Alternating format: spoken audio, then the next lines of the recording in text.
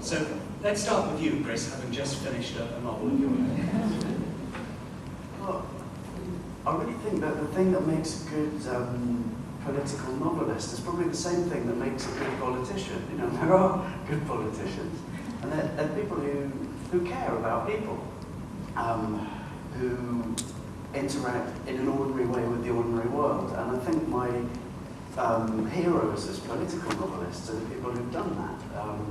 Dickens used to go out for long walks. He used to walk through London endlessly and write it up and obsess about it. You know, knew every street, knew where you could get, you know, this kind of pie or that kind of pie, and what were the relative merits of each. And that comes out, you know, that love of people means that his books, although they have a social conscience, are very much about people. I think the same about Steinbeck.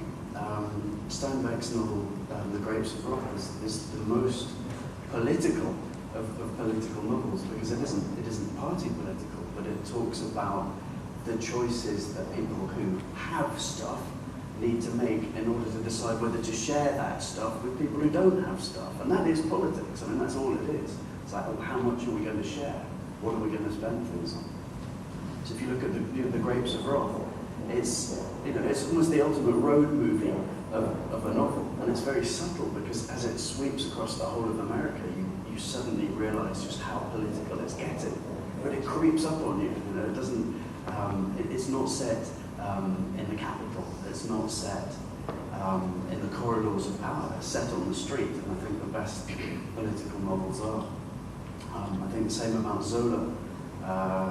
Is another of my heroes, and you can't read his stuff without, you know, every sentence is infused with this anger, this absolutely incandescent political anger.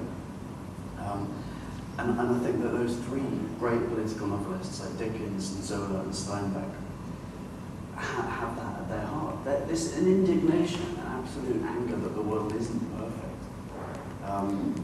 Yeats said something great about this, you know, about the idea of losing one's temper in literature. He said, you know, it's never worth losing one's temper unless one is certain of getting more and more angry to the end. And that's true, you don't want your political novel to go off like a damp squib. I mean, it has to be this burning anger that my sort of heroes as novelists have. But also, you know, it can't just be that anger. You have to warm people's hearts in a novel as well. Oscar Wilde was great at that. When Oscar Wilde had an amazingly politicized life, and a lot of his work obviously is very political or have political implications. And he said, if you want to tell people the truth, make them laugh, otherwise they'll kill you. It was just very straightforward advice to a novelist, I think. You know, and very poignant in the context of his own life as well. And finally, I think that a political novel needs to have a very obvious real-world reference. You need to be very precise about what you're talking about.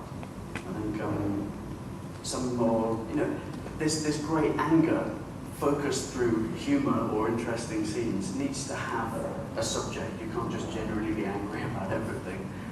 There's nothing duller than just spleen in a novel. And I think you have to look at an obvious real-world reference that a novel has. And the example I really like is Macbeth, and it's not really a novel. But I hope you'll let me expand the definition slightly to include drama.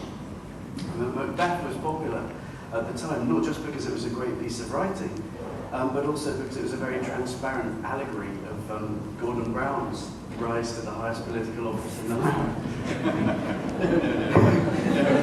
This is a tragedy. This is a farce.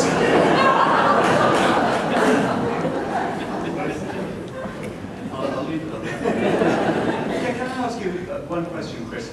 Are you saying, would you go as far as to say that a great political novel shouldn't actually announce itself as a political novel, but should, so to speak, ambush its readers? Absolutely, yeah. I think that's beautifully put. I mean, if you look at things that aren't usually construed as political novels, something like Philip K. Dick was one of my favourite writers, 1950s, 40s American sci-fi writer.